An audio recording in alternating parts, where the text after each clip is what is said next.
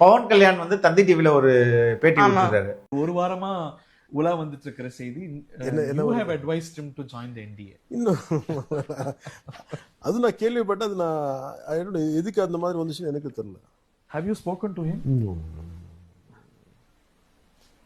We met a long time back, but maybe I was doing, I don't know, almost 20-25 years back I met him, not recently. In the recent past அவரை invite பண்ணீங்களா, பேசுனீங்களா? No.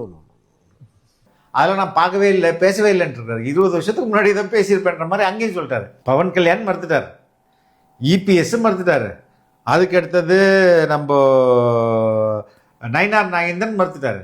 இப்போ இந்த டிவிக்காரெல்லாம் பொய்ய சொல்லி debate நடத்திட்டு இப்போ என்ன, இதற்கு வந்து விஜய் தான் விளக்கம் தர வேணும். ஏன்னா பைத்தியாத்திரமா இருக்குது. நீ ரூமரை பரப்பிட்டே இருப்ப, தலைவர் வந்து இல்ல வதந்தின்னு சொல்லிட்டு இருக்குமா? உங்களுக்கு எங்க போச்சு அறிவு? எந்த நியூஸ் சேனலாவது எப்பா இதுக்கு பேஸ் எங்க இருக்கு? யார் சொன்னது இதை?